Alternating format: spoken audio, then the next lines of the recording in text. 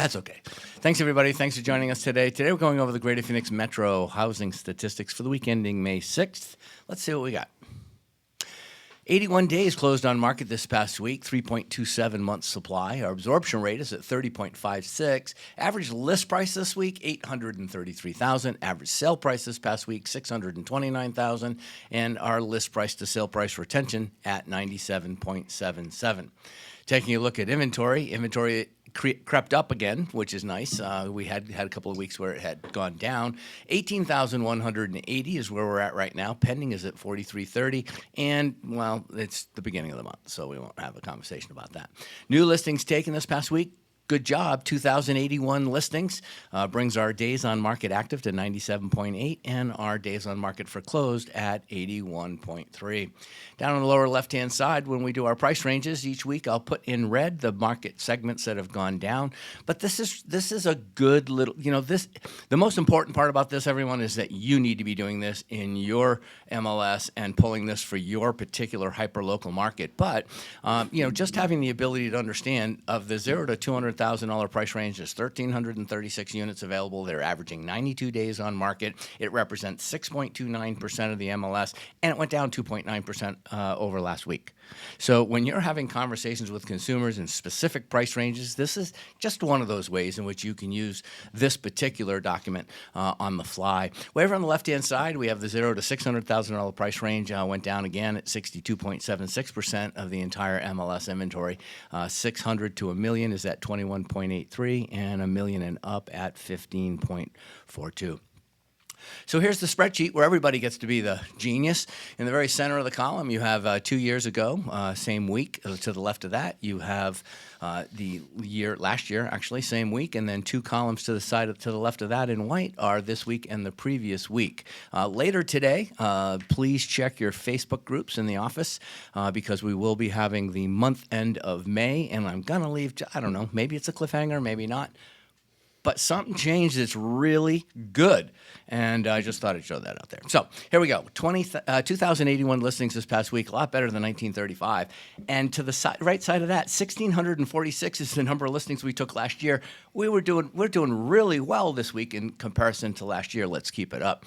Looking at active inventory, 18,180, significantly higher than last year, and obviously dramatically higher than a couple of years back.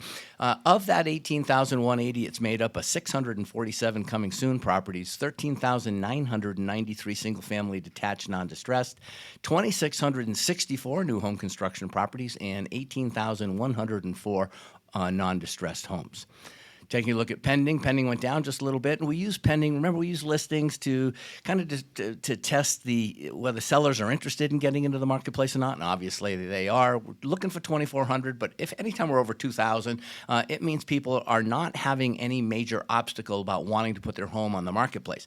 Well, we use pending very similarly. We use pending as to represent buyers, and pending means obviously somebody's gone under contract. You have a meeting of the minds. The sellers agreed to sell, the buyers agreed to buy, no matter what the payment price is. But 4,330 this past week in comparison to 4,653. We dropped just a little bit. This is when our market's starting to heat up. If you're not in sellers' homes right now taking listings, this is a problem because this is when we take listings between now and, basically the beginning of June. Once we hit June, executives go on vacation again. We start slowing down. New listings usually have a tendency to slow down a little bit. And of course, 4,721 in comparison last year, 4,700 the year before. So again, 4,330 is actually a low number.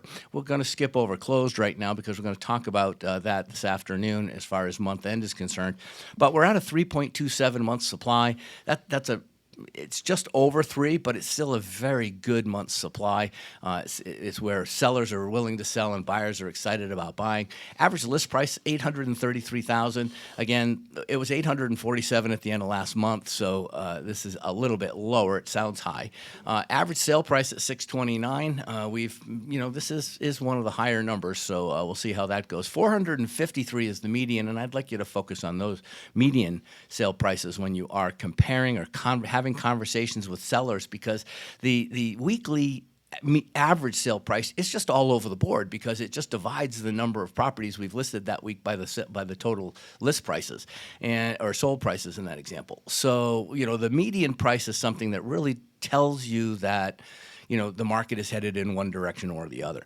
Taking a look at sold, we were at 81 days on market. That's up about 4.3%. That's pretty high. That means that it's taking longer to get things sold. So just think about that in the back of your head. When you take a listing, you got to do more than you did before.